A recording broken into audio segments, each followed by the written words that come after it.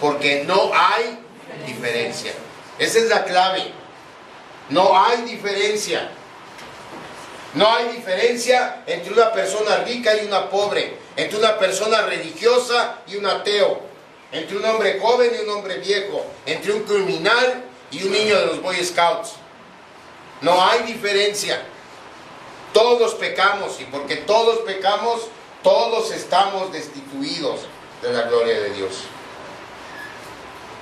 Todos vamos en el mismo barco, y a menos que Dios haga algo, todos nos vamos a hundir en el mismo barco. La buena noticia es que Dios ya hizo algo. Eso es el Evangelio. Que Dios hizo exactamente lo que se necesitaba para darle una razón a nuestras vidas. Dios nos reconcilió con Él mediante la vida, la muerte y la resurrección de su único Hijo, nuestro Señor Jesucristo, y en Él nos puso en la relación correcta de nosotros con Dios. Y desde ese momento nuestras vidas empiezan a tener sentido. El sentido que Dios ideó desde el momento en que nos creó. Esa es la buena noticia. La mala noticia es, no hay mala noticia. El Evangelio son buenas noticias. Son buenas noticias en Jesucristo. Esa es la definición del Evangelio. La historia de José nos enseña que aun cuando somos personas defectuosas, Dios puede y quiere darle un sentido glorioso a nuestras vidas. Amén. La diferencia entre tenerlo o no consiste en no perder de vista a Dios. No intentar ser ajenos a Él. Porque si queremos desconectarnos de Dios, nos desconectamos de la única y verdadera fuente que puede darle sentido a nuestras vidas. El día que empezó la reunión de presbiterio, nuestro presidente, el presbítero Rafael Rodríguez de León, nos dio un mensaje en donde decía: ¿de qué habla una persona enamorada? ¿De quién habla una persona enamorada? Todo el tiempo de su amada, o de su amado en el caso de las mujeres. Todo el tiempo. ¿De qué habla un fanático del deporte? Cualquier deporte que sea. De su deporte favorito, ¿no? Todo el tiempo. No vamos ahorita a meternos en equipos, dijimos que ya Pedro. No vamos ahorita a eso. Pero hablamos del deporte, ¿no? ¿Y los cristianos? ¿De qué hablamos los cristianos? Y él usaba el pasaje en 1 Corintios capítulo 1, los primeros 9 versículos. Y nos preguntaba, lean, y yo lo invito a usted, lea 1 Corintios 1, 9, y fíjese en cuál de los versículos, y es nada más un botón de muestra, en cuál de los versículos del 1 al 9, Pablo no menciona a Cristo Jesús. Y se lo voy a decir ahorita, en ninguno. En todos los menciona.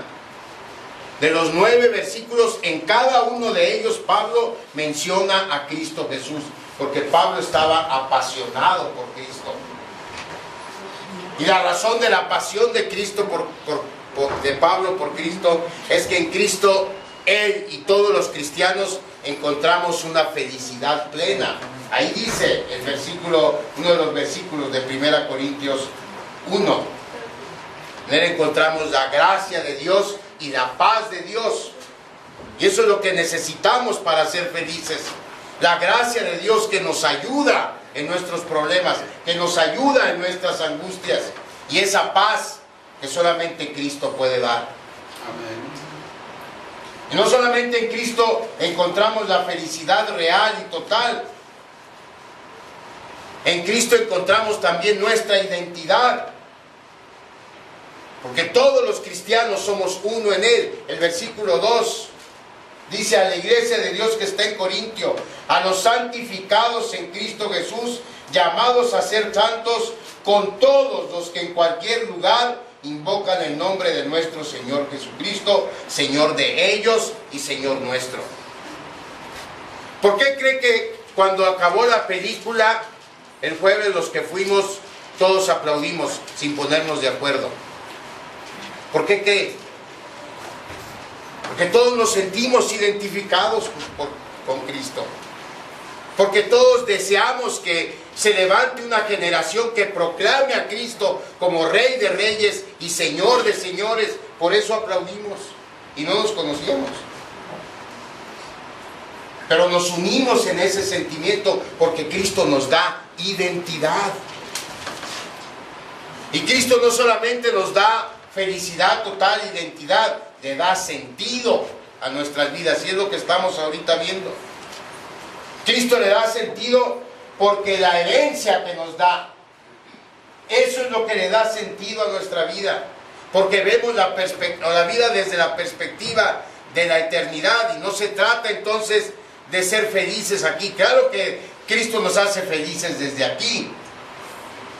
Pero la meta es en la eternidad, en donde vamos a estar con Él. Y entender eso, que nuestra vida tiene un propósito que trasciende la muerte, nos hace que veamos la vida de una manera distinta.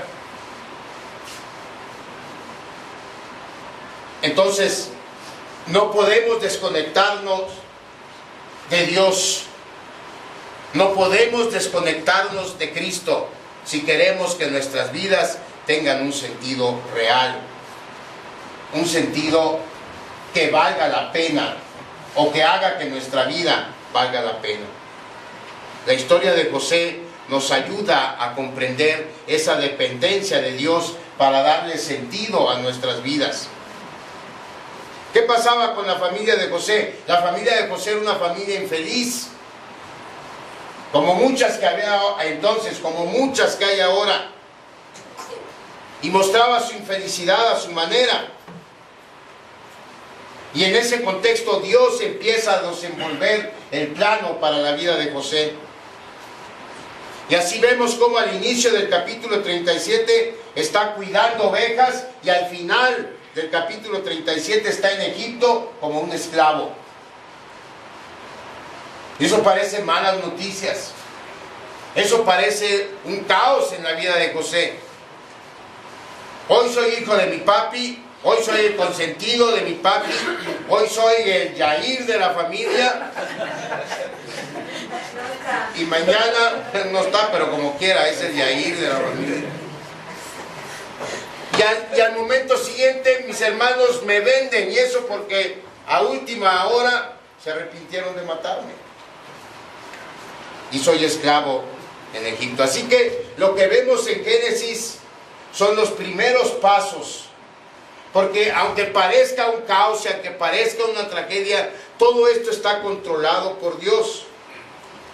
Pero estos son los primeros pasos que van a llevar a este joven de 17 años a convertirse de un esclavo egipcio o hebreo en Egipto a ser el primer ministro de la nación más poderosa de la tierra en ese momento. Es lo que estamos viendo, esos primeros pasos. Ahora, esos primeros pasos incluyen la famosa túnica de José. Esa es la parte de la historia que más gente conoce. José era un soñador y su papá le regaló una túnica. Eso es lo que todo el mundo sabe. Ahora, tradicionalmente se describe la túnica que Jacob le regaló a José como una túnica de muchos colores, aunque eso no es necesariamente correcto. Lo que pasa es que la traducción en hebreo es muy difícil, no es cierta a qué palabra o el significado de la palabra en hebreo. Y entonces a alguien se le ocurrió decir, bueno, pues sería de muchos colores. Y entonces por eso ahora decimos que la túnica de José era de muchos colores, aunque no sabemos si en realidad era de muchos colores o no, o si nada más tenía muchos bordados. Que al final de cuentas eso es más o menos lo que quiere decir la palabra, que era una túnica muy elaborada. Si no era un pedazo de tela con un hoyo y mete la cabeza y saca las manos, era una túnica elaborada, ¿sí? Como sea, esa túnica es relevante porque esa túnica aumentó la antipatía y el coraje que los hermanos de José sentían por él. ¿Qué dice el versículo 4 de Génesis 37? Y viendo sus hermanos que su padre lo amaba más que a todos sus hermanos, le aborrecían y no podían hablarle pacíficamente por la túnica. Y aquí podríamos discutir sobre si Jacob hizo bien o hizo mal en mostrar ese favoritismo hacia José, pero no es el caso. Lo que sí es el caso, y es importante notar, es como el odio de los hermanos de José fue creciendo conforme el tiempo pasaba. Miren, vamos a ver, el versículo 4 ya lo leímos. Dice que a raíz de la túnica, ellos se dieron cuenta que Jacob amaba más a José y lo odiaron. Y luego el 5 dice, y soñó Josué un sueño y lo contó a sus hermanos. ¿Y qué pasó? Y ellos llegaron a aborrecerle más todavía. Y luego el 8.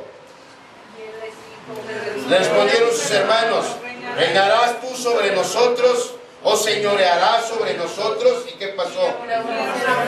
Y le aborrecieron aún más a causa de sus sueños. Y luego el 11. ¿Qué dice el versículo 11?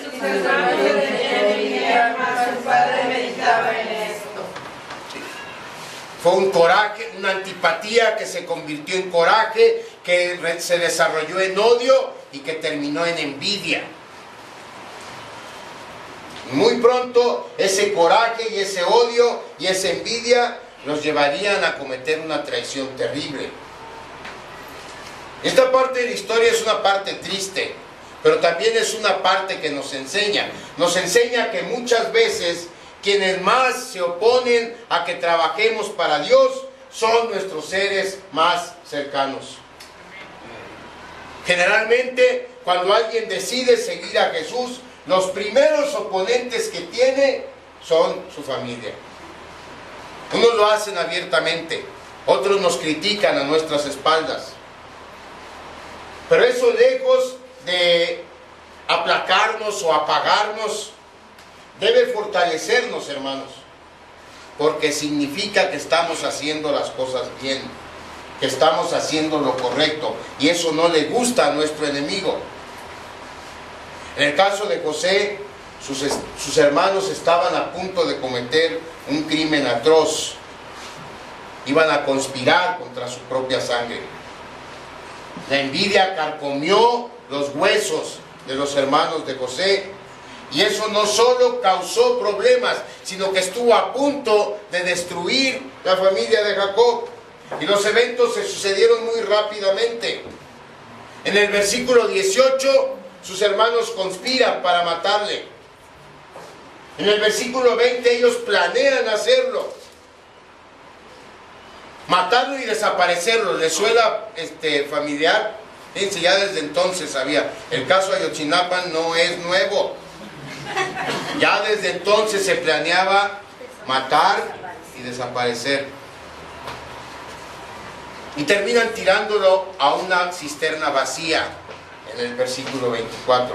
Y lo más cruel de todo, ¿qué dice el versículo 25? ¿Qué hicieron después de que tiraron a José en un pozo en medio del desierto para que se muriera? Se sentaron a comer pan. ¿Se sentaron a comer? Se sentaron a comer. En los programas de asesinos que pasan en el History Channel